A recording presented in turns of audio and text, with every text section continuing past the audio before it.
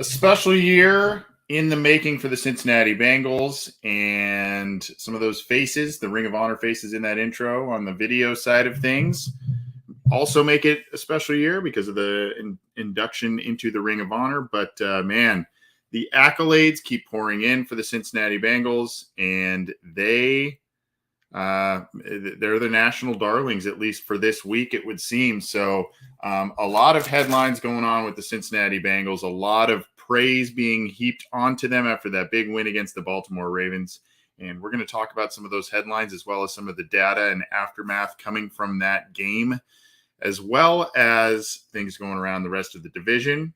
A big division game coming up, not pertaining to the Cincinnati Bengals this week. So a big division game coming up. And then, of course, the aftermath of the big one that the Bengals just won against the Ravens. So a lot of things going on in the AFC North. And then, of course, we're going to take a spin around the NFL as well. I'm getting a nice, for those joining the video, whether it's on our YouTube channel, whether it's on Cincy Jungle's Facebook, whether it's on one of the Twitter platforms, I'm getting a nice suntan, I guess, from the time of day out here and the glare in this particular room. I'm trying to figure out a way to mask that. We'll try and continue to see what I can do here to maybe remedy that. However, we're going to get to a lot of different stuff here. It has been a busy week. It's been a fun start to the week because of all the praise that I mentioned that the Bengals are receiving from this big win against the Baltimore Ravens. And hey, rightfully so. Big win from them. And it was a nice change of scenery of sorts in terms of the Bengals and what we've seen over the past few years. I didn't even introduce myself. I'm Anthony Cosenza with the Orange and Black Insider and CincyJungle.com. Happy to have all of you with us for the Week 8 Happenin headlines, water cooler chat, whatever you prefer to call it. We're just kind of bouncing around a couple of different names on it, but you know it as kind of the whip around show where we headline, we go whip around the league and go and check out headlines and see what's going on with all kinds of teams around the league.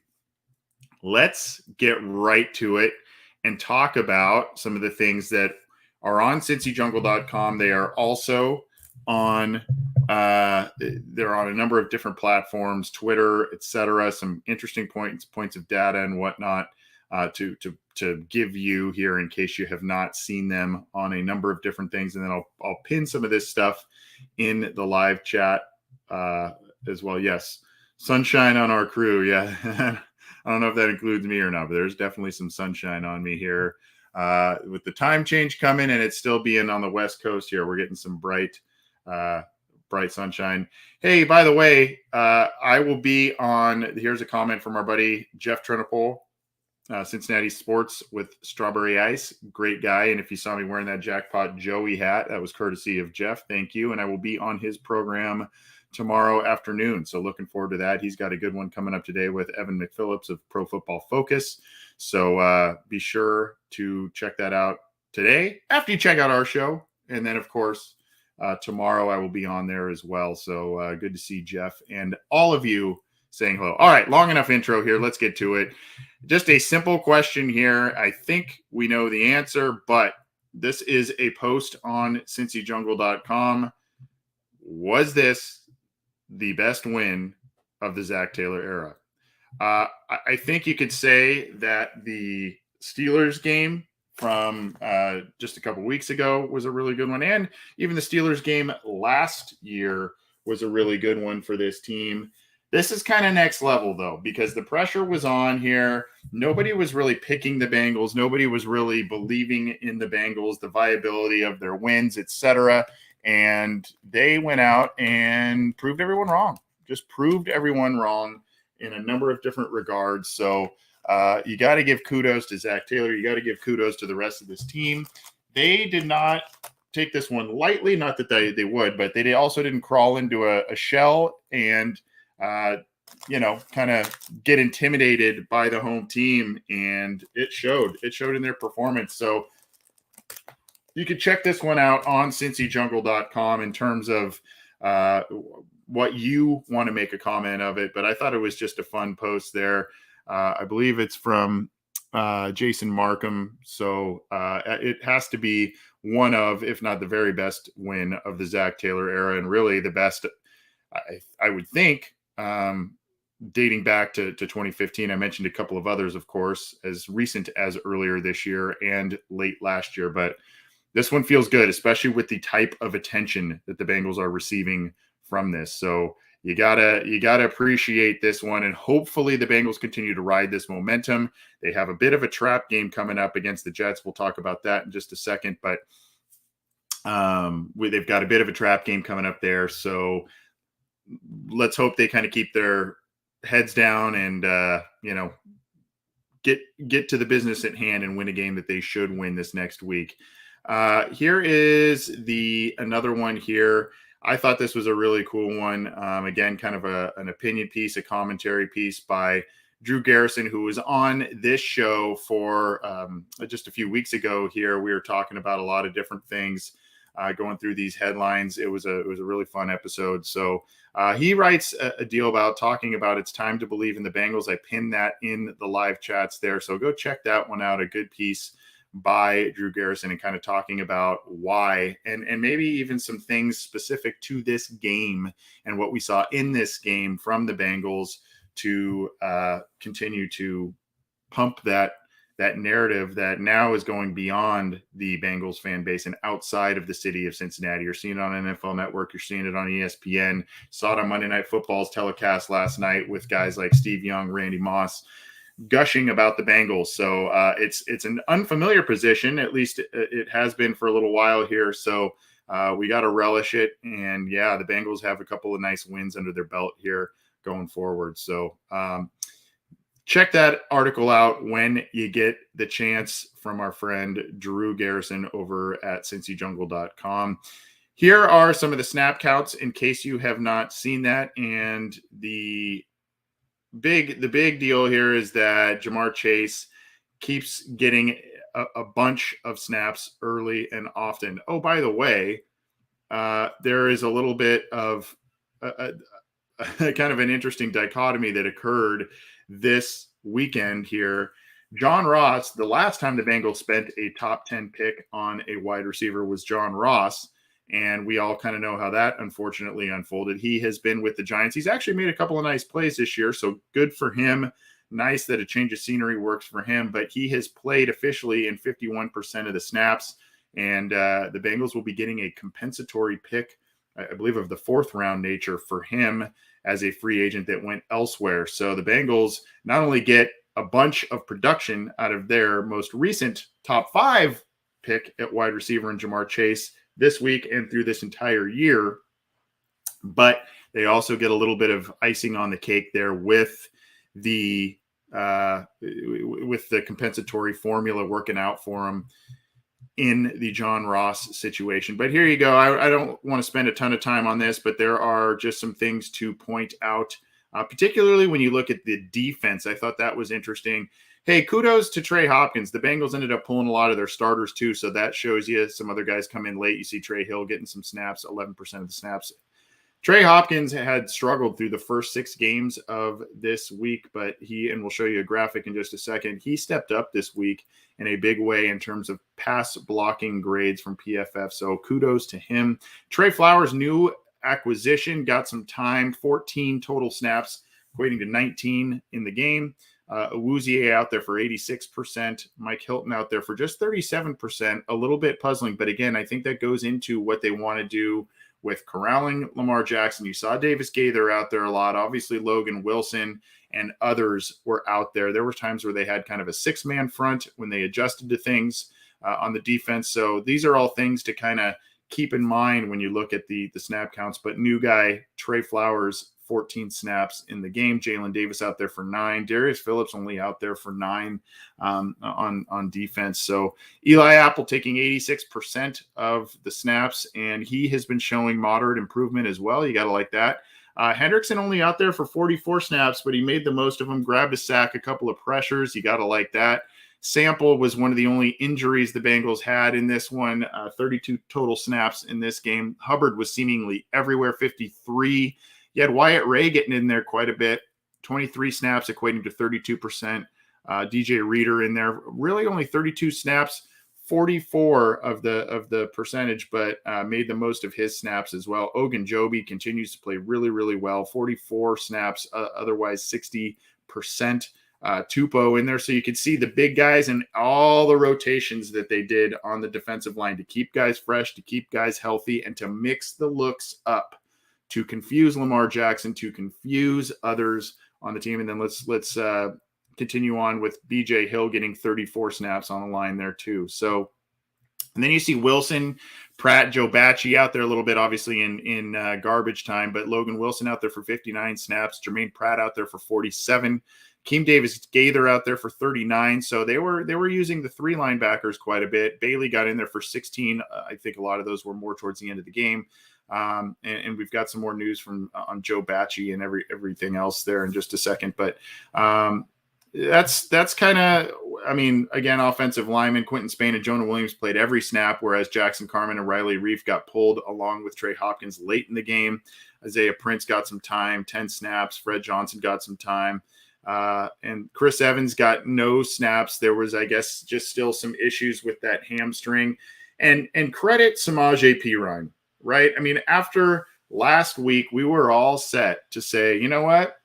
We've seen enough already in one game against Detroit, and it was impressive by Evans, but we've seen enough in limited snaps here. Let's give the number 2 running back job to Chris Evans. All Samaje Perine did after coming back from the COVID list, played 30 snaps, had over 50 yards rushing, including a 46-yard touchdown at the end of the game, pass blocked, and Joe Mixon, CJ Uzomah, Drew Sample did some great work at varying times in chipping blitzers and defenders. So you got to credit him there. And then, of course, he caught a pass. I think it was about 23 yards early in the game. And he's doing kickoff special teams type of work. So credit Samaje Perine. You know, we all wanted to write him off, but I think that was premature based on what we saw against Baltimore. You see Ricardo Allen only in there for 15 snaps. Brandon Wilson in there for 9. Mitchell Wilcox in there for 8. Drew Sample in there for 27. CJ Uzomah with a great game was in there for 83% of the snaps. And Chase in there for 84%, really was only pulled at the end when things were well in control. Auden Tate got some snaps late in the game. T. Higgins out there for 67 snaps. So that's the snapshot of what's going on with the snap counts in the Bengals win over the Ravens there. So that should give you an idea a little bit as to what the Bengals were trying to do, particularly on defense. I think it gives you a nice kind of look at what Lou Anarumo was trying to do in the first and second levels of that defense, mixing a lot of guys in and out there. So that is a little bit of a snapshot there. Here we go. Here are some pieces of data and different things I want to share with you that I've got from Twitter and other sources. Here is from PFF on Twitter. Best chance to make the Super Bowl from the AFC. The Bills are at 25%. The Titans are at 17%. The Ravens at 11%. And the Bengals at 10%. Oddly enough, Bengals beat the Ravens and they're still a percentage point behind. But right now they have the Bengals as the 4th favorited team to make it to the Super Bowl from the AFC. Not too bad considering all of the questions and all of the different things we were worried about going into this season. So again, PFF giving the Bengals a 10% chance, good for 4th highest in the AFC to make the Super Bowl as the AFC representative. I keep saying this week in, week out. We got to get this guy on the show as well as his buddy through PFF, Evan McPhillips. We got to have him back too. But Andrew Russell, pass blocking grades for the Bengals in week 7 versus Baltimore. A rough game for Jonah Williams, but it seemed as if most of those struggles by Jonah Williams were early in the game against Justin Houston. And not only did he correct them, but the Bengals schemed differently to be able to mask some of those issues there. So a rough day by Jonah Williams on the pass blocking grade scenario, 41.1 from Pro Football Focus. Quinton Spain continues to play just at a really high level for this team, 77.3 in the pass blocking grade department. Look at Trey Hopkins, highest on the team, 79.2. So as I mentioned, kudos to him. Struggled throughout the beginning part of this year, coming back from that knee injury that he suffered in the last game of the season, comes back finally, and in the most important game of the season, shines. 79.2 pass blocking grade for Trey Hopkins. A little bit of a rough one from Jackson Carman, but he moved some people in the run game. There are some great clips out there that you can go find. Just moving people was Jackson Carman, 56.7, and Riley Reif, a respectable, decent 65.5, not outstanding, but it worked. They pieced it together and it worked. So those are some good numbers from a couple of different guys on the Bengals offensive line. Continuing on with Quinton Spain, and another piece of data that I wanted to share that I found on Twitter from folks that are way smarter than I. This is at O-Line Stats. Quinton Spain allowed no pressures in this past week's big victory over the Ravens and leads all guards in pressure allowed percentage at 1.71%, which is, the qualifiers are minimum of 300 snaps. What a great stat. 1.71% pressure rate allowed by Quinton Spain this year, best in the NFL in that metric. And these are the things, we were worried about a lot of these things, myself included, in terms of how the Bengals offensive line was going to respond, the acquisitions they made, how they were going to put that together. And lo and behold, here they are, they're doing it and they're playing pretty well. And so you gotta like what you've seen from kind of some of these guys who are overachieving a little bit. I mean, I think we all knew Quinton Spain was going to be a solid player. I think we had some good ideas that, hey, give him a whole preseason and off season with this team, give him a new offensive line coach, and he will be at least serviceable at the left guard spot. And he has been playing very, very well, very well. So, and a big guy, he seems to like being with the Bengals, and a guy that the Bengals will need to identify in the offseason because he's on a one-year deal. They're going to need to identify how they're going to keep some of these guys like him and Larry Ogunjobi, who's on his own one-year deal. You've got CJ Uzama's contract coming up. So a lot of different elements this coming off season, but that's months down the road. Let's take care of what's happening in front of us a little bit as well. And I referenced this again. This is from Andrew Russell. I referenced this a little earlier on the podcast. Eli Apple. Look at the PFF grades between weeks 1 through 3 and weeks 4 through 7. There is a 30 point. I mean, it's 31.1 in terms of increase in average PFF grade from weeks 1 through 3 and 4 through 7. In weeks 1 through 3, per Andrew Russell, 36.5 PFF grade for Eli Apple, and these last 4 games, 67.6 on average. So, and here's the thing with that. It's not as if he is playing overly outstanding football. It's more that he is doing what is mostly asked of him in the wake of filling in for a starter. So you have to really kind of respect the at least. Now mid 60s isn't overly great in terms of a PFF score, but it is much, much better. And the fact that you can see a 31.1 bump in PFF scores there on average over the last 4 games from the first 3. Kudos to Eli Apple and kudos to Lou Anarumo. He's getting the best out of Eli Apple, who has been an overall disappointment since being a first-round pick in the league. But in this scenario, he's doing, especially in these last 4 games, he's doing what's asked of him. So gotta give him some respect there. I want to go. We talked about Jamar Chase here. I was just given this piece of information not too long ago from Pete Watt. And Pete Watt is, you can find him on Twitter at What Are the Odds, WATT are the odds. So the Rookie of the Year odds have been updated. And Jamar Chase is now the runaway favorite for it. And this is on covers.com. But you can find all this information here. But essentially, here's what it comes down to.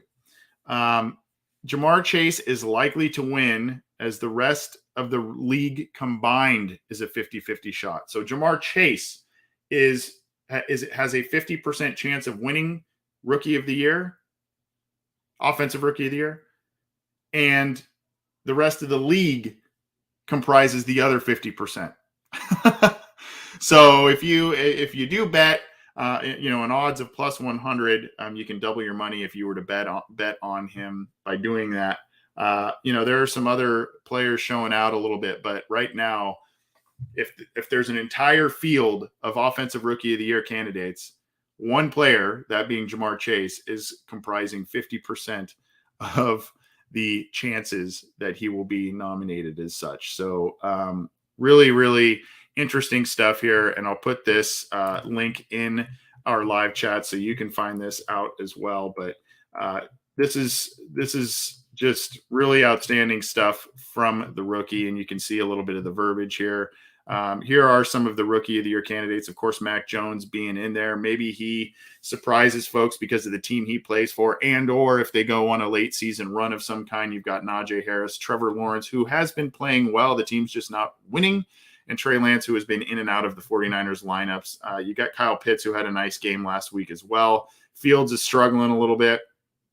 And you've got some others in the NFC, Rondale Moore, Elijah Mitchell, and Kadarius Toney that are in there. But Chase is right now the runaway favorite. And so if you want to make a wager on that, you can go ahead and do that. Speaking of wagers, speaking of fantasy football, speaking of survival football, all of that, it just means that it's time for us to remind you about what's going on with our partnership at Symbol. And of course, that's at simbul.app/OBI. Symbol is where you can buy teams, sports teams, and invest in them like shares of stock.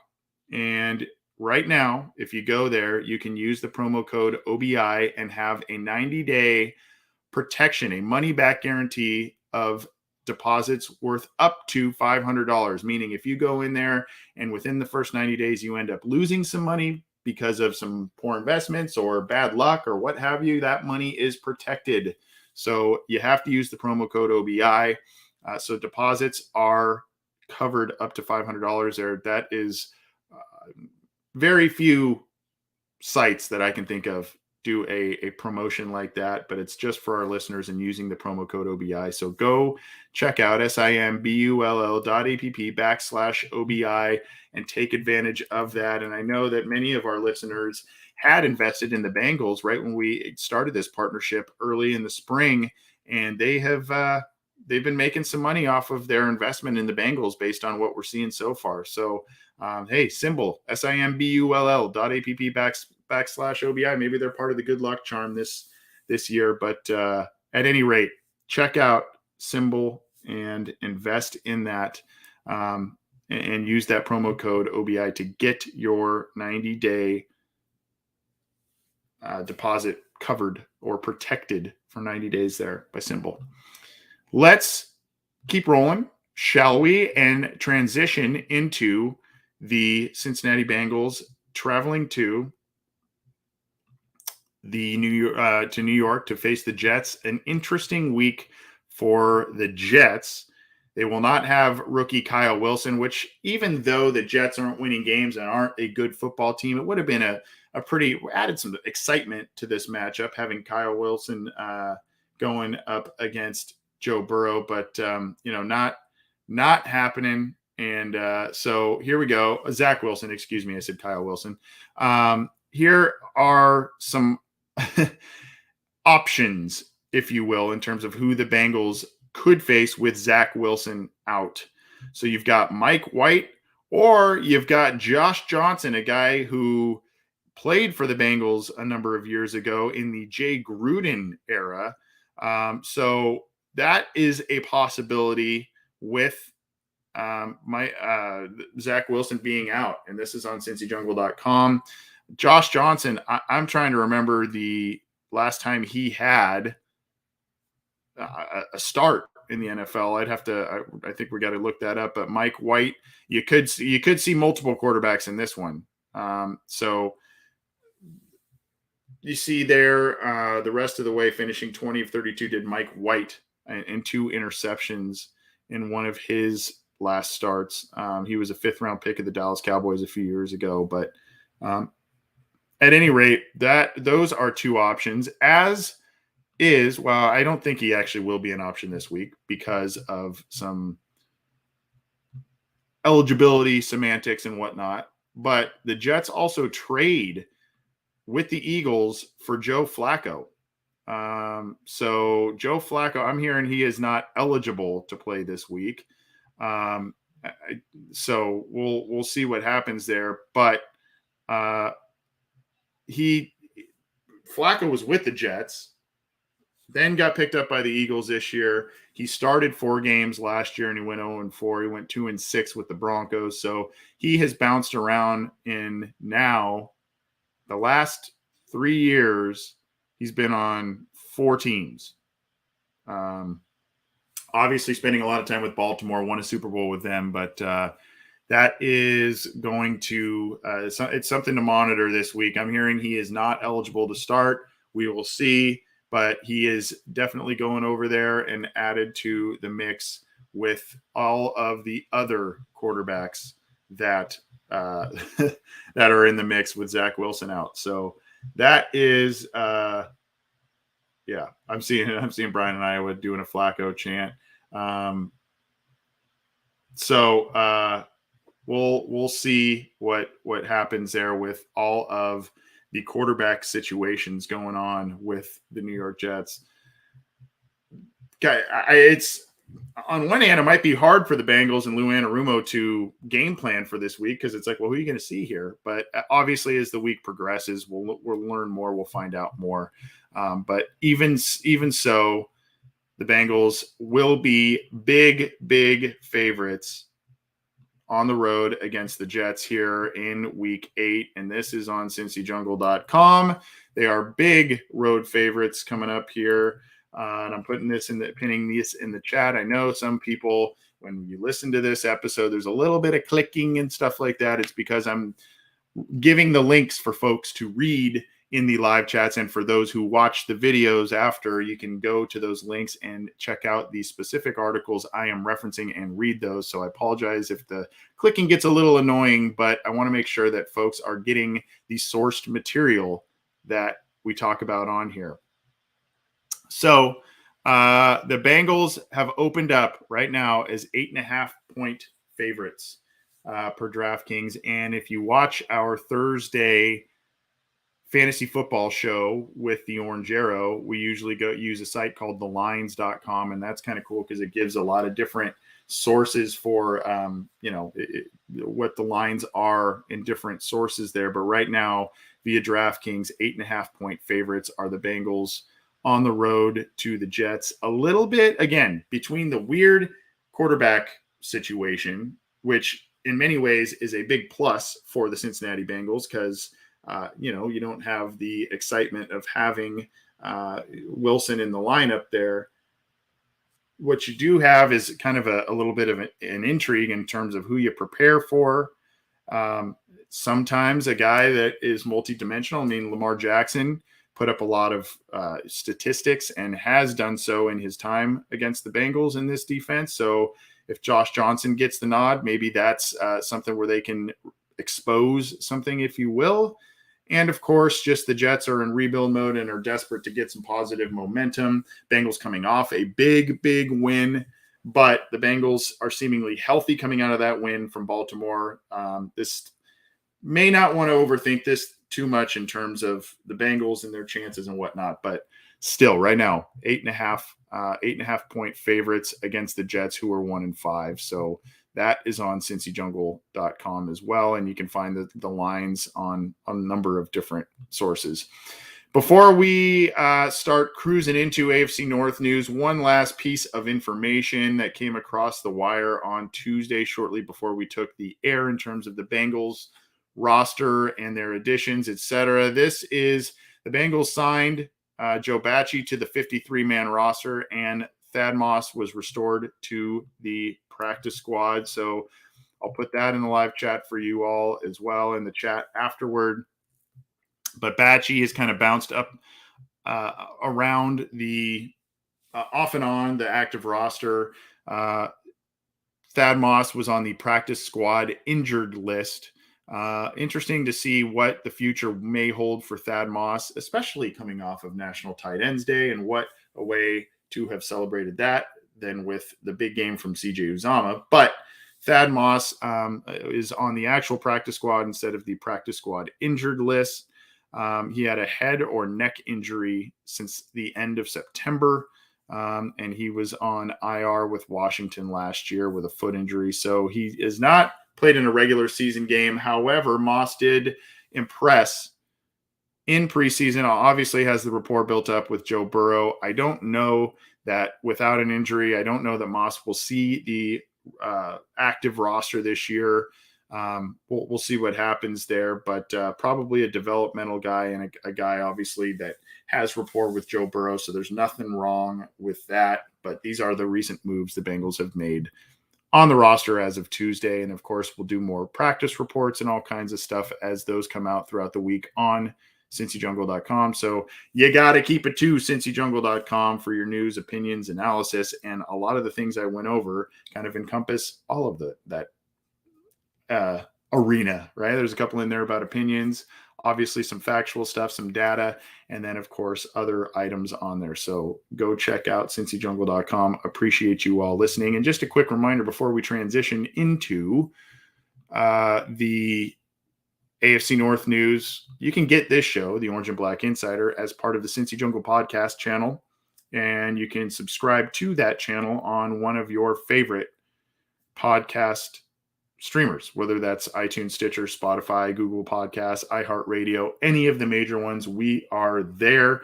And it's not just this show. It is Orange is the New Black with Ace and Zim, as well as Coach Speak and Chalk Talk with Matt Minnick. So get all of those shows on the Cincy Jungle podcast channel. Make sure you subscribe to it. Leave us a rating there if you could.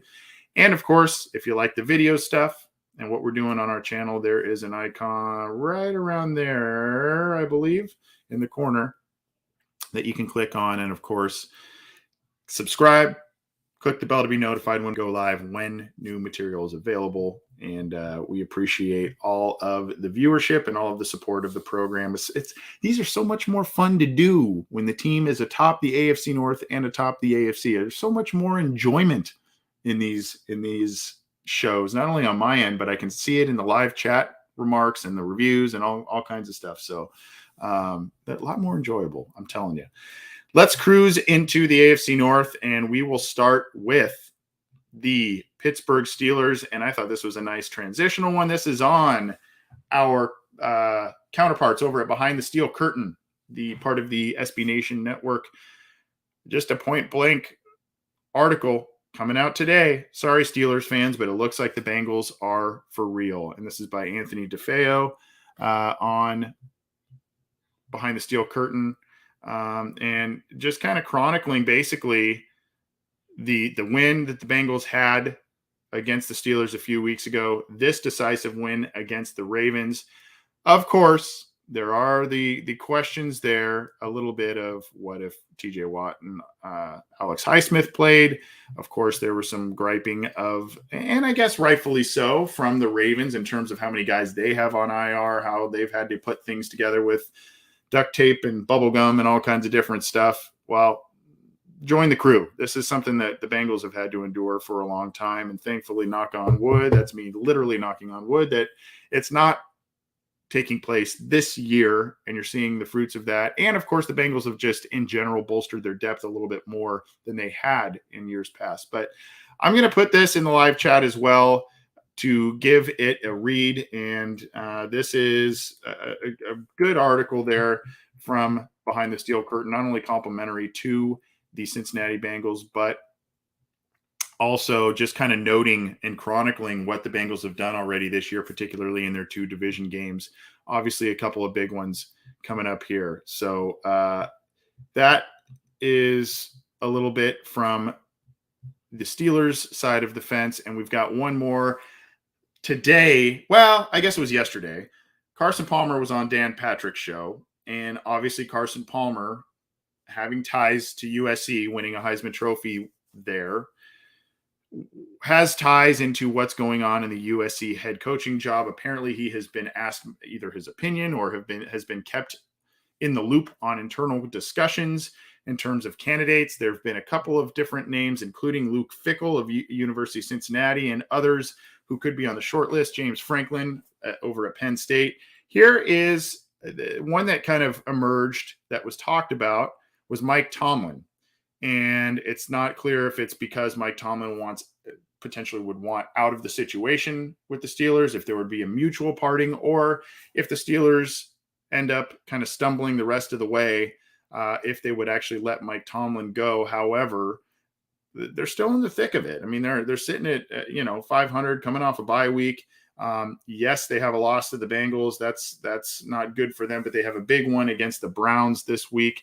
And I want to share this. This was a really poignant, and Mike Tomlin doesn't mince words, and he is an intense dude.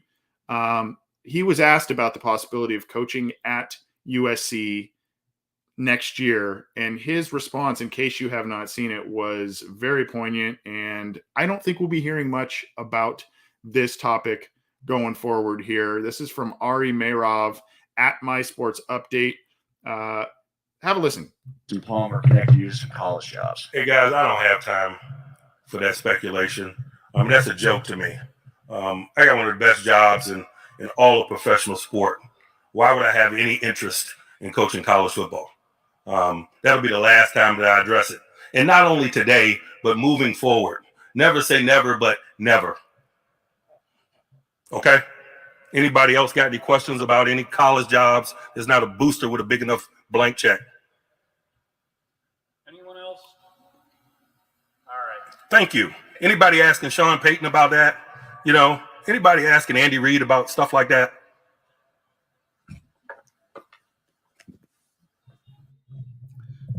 Wow. That is wow. And kudos to him. Quite honestly, I mean that he's focusing on turning this thing around. Obviously, there has been a lot of things floating around about the Pittsburgh Steelers and not always complimentary in terms of this year, where they're headed. He is feeling some heat, not only because of the lack of depth and the age of this roster that we're starting to see, some of the areas that were trademark strengths of the Pittsburgh Steelers, namely the defensive line and the offensive line, have been weak points. The quarterback has been up and down this year, and the run game has struggled to get going. So some of these areas wherein they are always one of the best in the league have not been strengths. And I think that is a coach that, number one, I think he absolutely loves coaching there. Number two, that he's not incorrect in his assessment of it being a premier job in professional sports. And number three, it's probably just a frustrating thing as you're in the middle of this kind of trying to keep this season together amid all this talk and controversy. And then you get asked this question about another job, and are you going to bail? Basically kind of insinuating your future is not here at this point in time. And I think he just had enough of it. But really, really poignant statements by Mike Tomlin. And I don't like the Pittsburgh Steelers. I don't like some of the things that seem to be installed in terms of trying to get things after the whistle and all of that. And we can go on and on and on. That's a podcast episode of its own. But what Mike Tomlin has done as the Pittsburgh Steelers head coach cannot be denied. He has never had a losing season since taking over that job, a decade and a half ago, something like that. He has a Super Bowl win. He has another Super Bowl loss. You can't deny what that guy has done, even from a Bengals perspective, when we don't really like a lot of things Pittsburgh Steelers. I thought that was a really, really intense. And if I was that reporter, I'd feel pretty small there if that occurred. So at any rate, let's keep rolling on here in the AFC North. As I mentioned, the Steelers are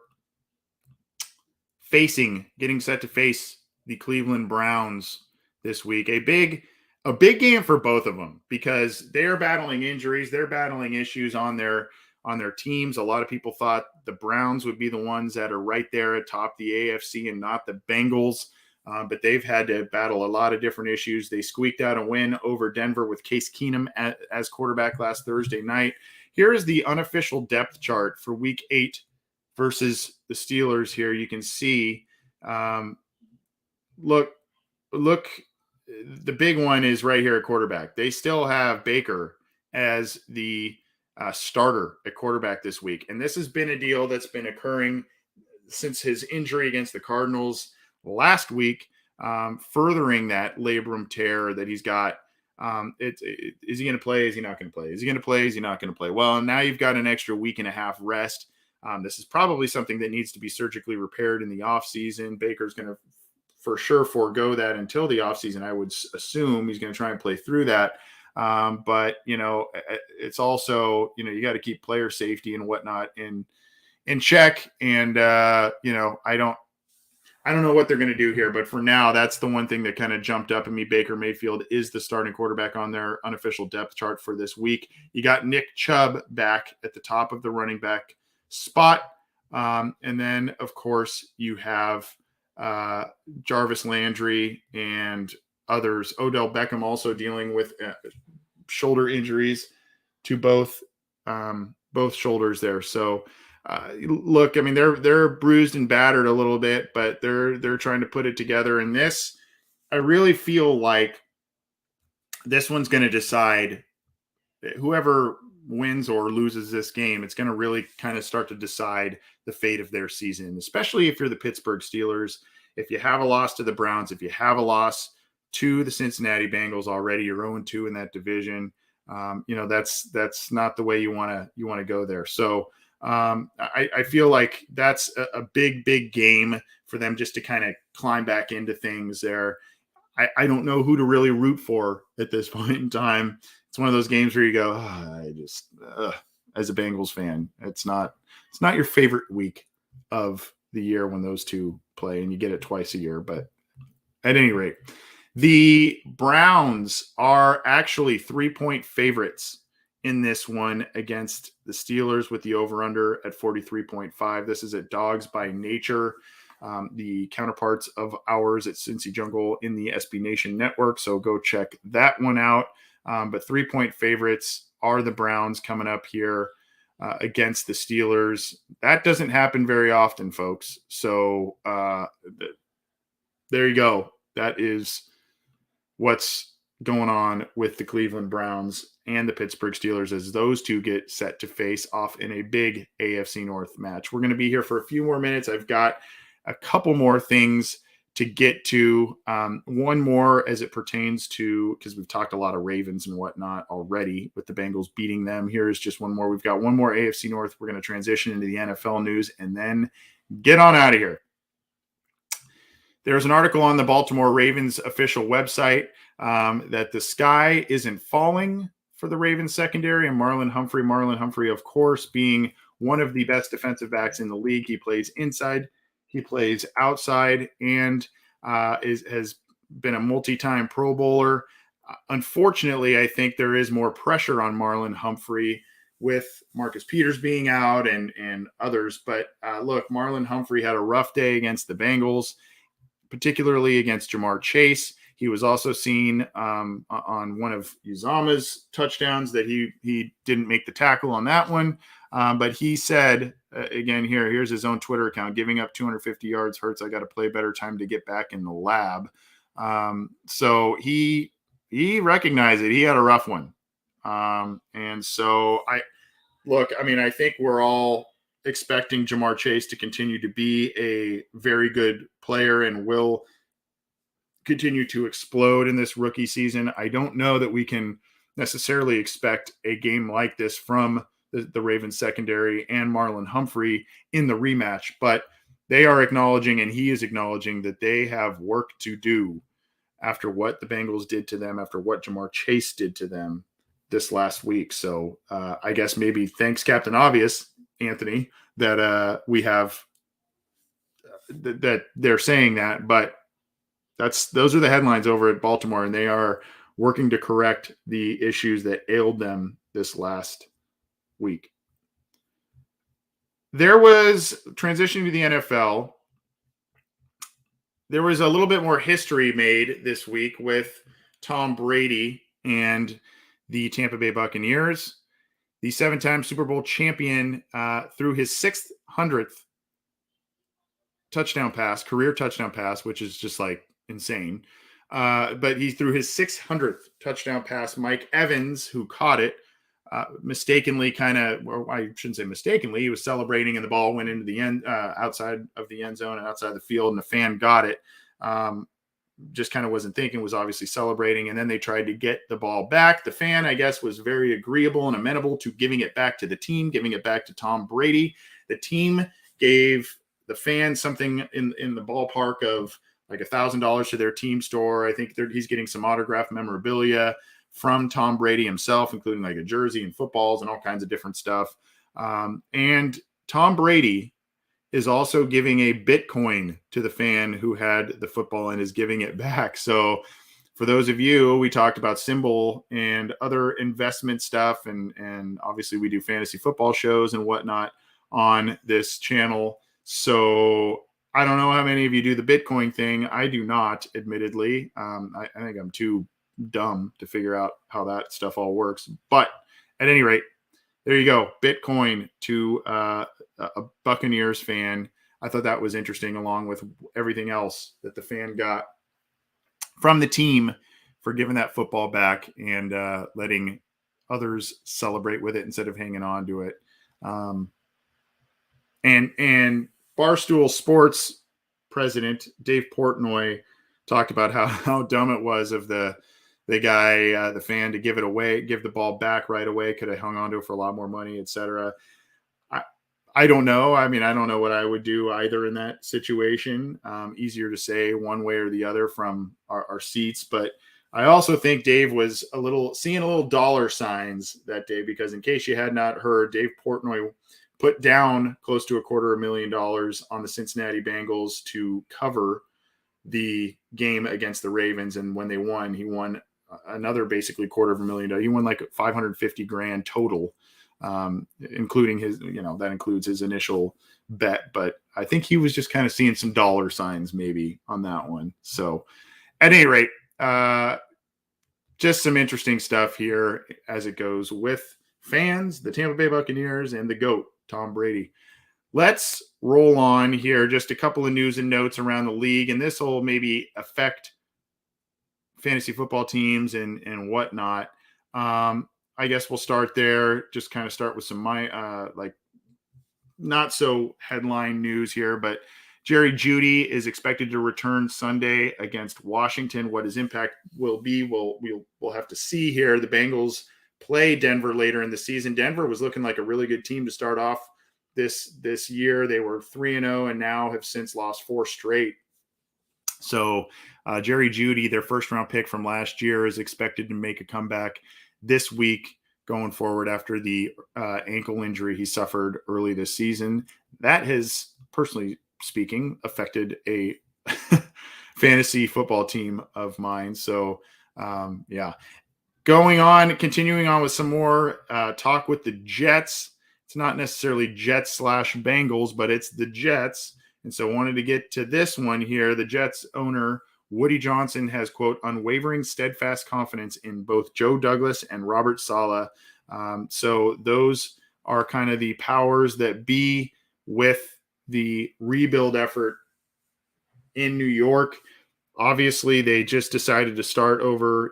We talked about Zach Wilson and taking over there from Sam Darnold. They moved on from Darnold and wanted to do that. Wilson now hurt for anywhere from 2 to 4 weeks. He will be out.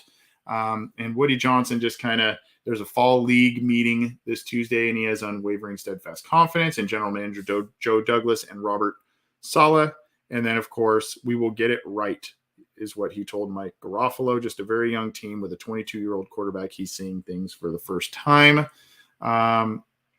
So Douglas has been there for 2 drafts, and Saleh's obviously in his first year there.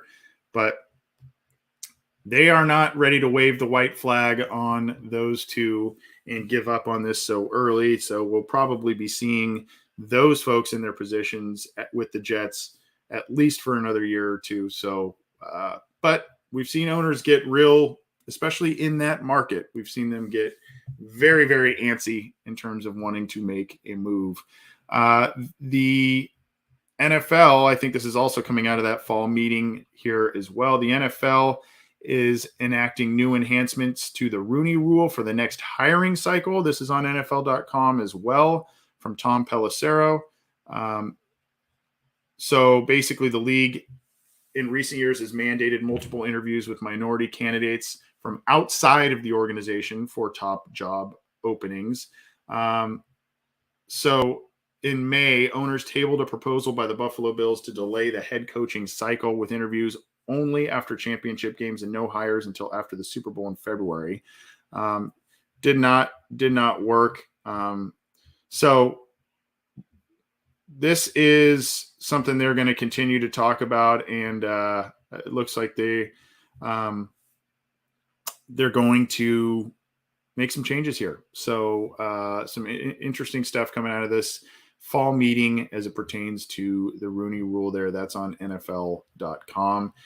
The scouting combine will be back at least for next year in Indianapolis. It's been a staple in Indianapolis for years and years and years, but it may be moving, whether it's between, you see here, Dallas, Los Angeles, obviously with their two huge facilities. It will be back in Indianapolis this year. Obviously with COVID stuff, that's been affecting the scouting combine, but you can see here the combine. Yeah, I said years and years, 1987. It's been in Indianapolis. Obviously, just because it's kind of right smack in the middle of the U.S., it helps teams kind of travel there, gives it an even travel for most teams there. And so there you go. It's looking like it's going to be there in Indy next year. We'll see what happens in the years after that. Let's cruise on a couple more and we will get on out of here. Let's go to CBS Sports. And this one is the 2022 mock draft. Now, they have an imperfect science as to where teams are placed in terms of, obviously with incomplete seasons being done. But, hey, it's never too early for a mock draft. Sometimes it is. I'm lying.